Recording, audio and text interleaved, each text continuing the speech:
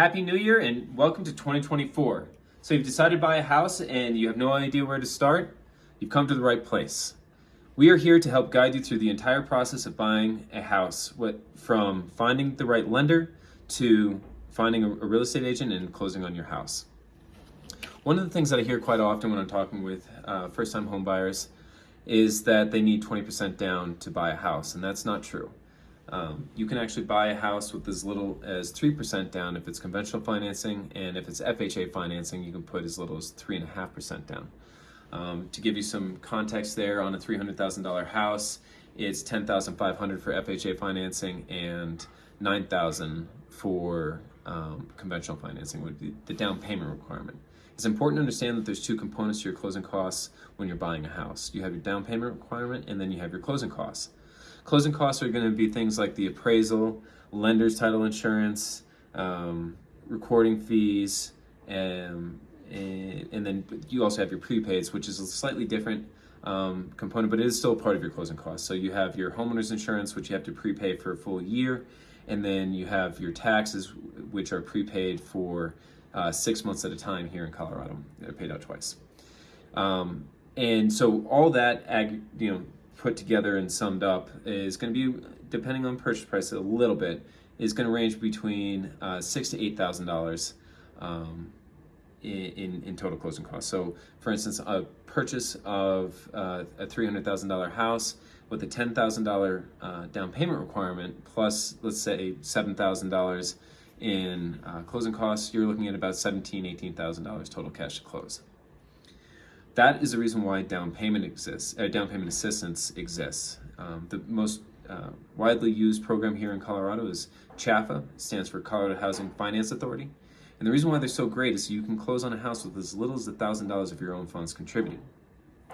So the way that works is you access their down payment funds up to $25,000 depending on the loan amount, and then that covers the down payment requirement, right? So the first component of your closing costs, and then and then we would work with your agent to get seller concessions to cover the additional closing costs. Caveat to this, with down payment assistance, there is an increase in the closing costs. It's with the origination fee. All down payment assistance programs will charge a 1% origination fee, and so that increases your closing costs to anywhere from a $300,000 purchase would be $3,000 additional to your closing costs. So you'd be looking at roughly $10,000 cash to close from the closing cost standpoint of that. But we can get what's called a seller concession to cover that, where we get a $9,000 seller concession, and you close on the house with those little as $1,000 of your own funds contributed. So that's an excellent way to buy a house because you're using somebody else's money. One side note to this, and not necessarily a side note, but very important to point out, is that if you are using, if you have access to the VA loan program, then this isn't as much of a consideration for you because the military is basically giving you that down payment assistance in the VA loan because you can finance 100% of the appraised value. We can still get a seller concession to cover the closing costs, so you can actually close on the house with no funds out of your pocket and actually get a little bit more than your earnest money back. And that's actually leads into another important component of your finances, right? So earnest money is a piece of the transaction that makes the contract valid, right? So what happens is once we get you pre-approved, you go out shopping, your offer gets accepted. Earnest money is usually required within 72 hours of the accepted contract. And the way that works is, let's say it's a $300,000 purchase like we've been explaining before. The earnest money commitment is going to be 1% of the purchase price, usually speaking. So $3,000 earnest money. So you take that, you deliver that to title, they hold it in escrow for you, and then as we balance out the final figures, you would then get your earnest money. In this scenario that we're talking about, you would get that earnest money credited back to you.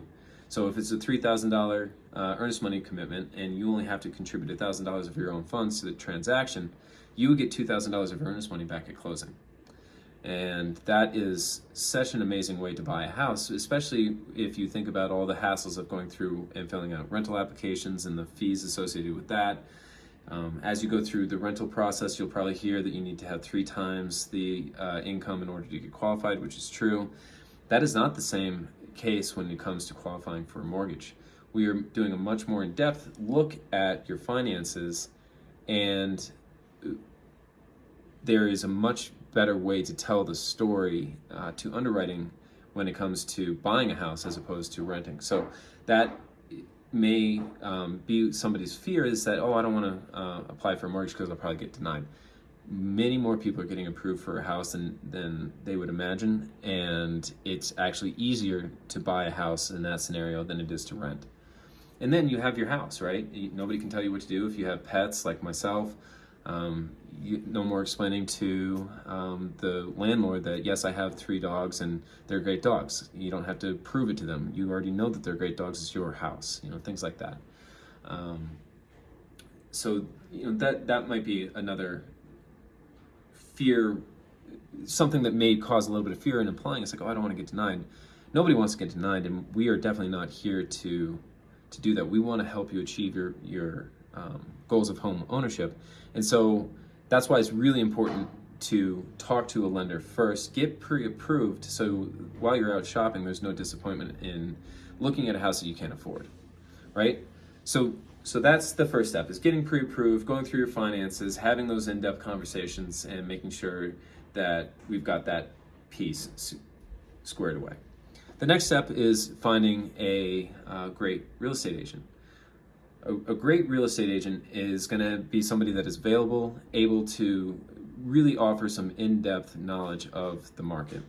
And it's not going to be things like, this is a structurally sound house. It's things like, this is a great school district, and I know that this football team is doing this, and all the things that are important to your life.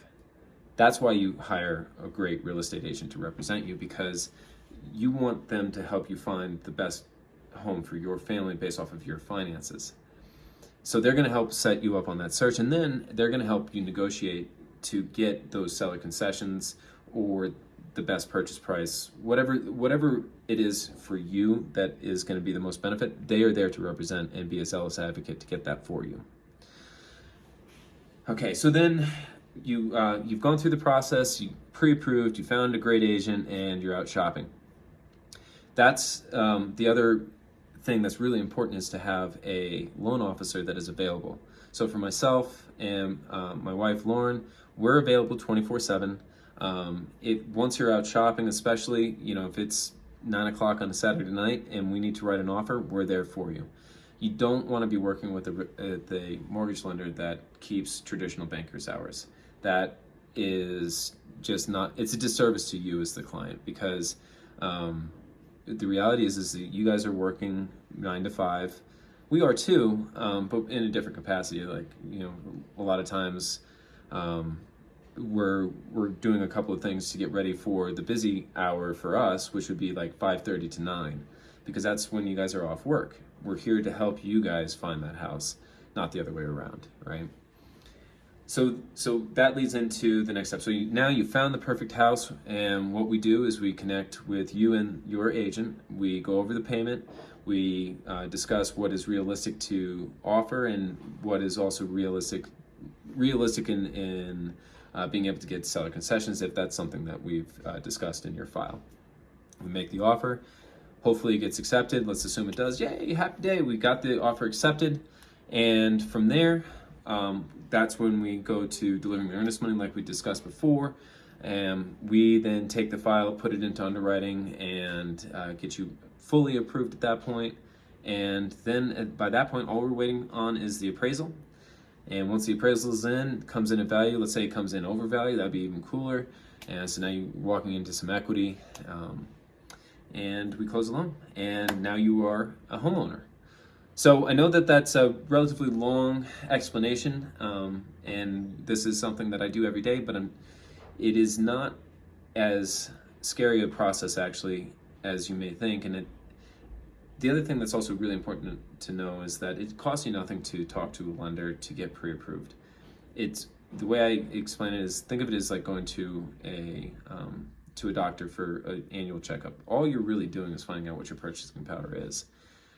And I always tell people, don't be afraid of credit either. Yes, credit is a consideration. If we're going to use down payment assistance, we have to have a mid-score of at least 620.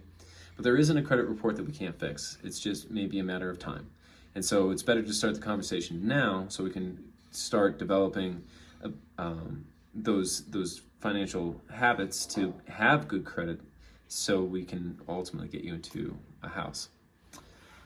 So thank you so much for taking the time to watch this video. And if you have any questions, please reach out. We're always here to help.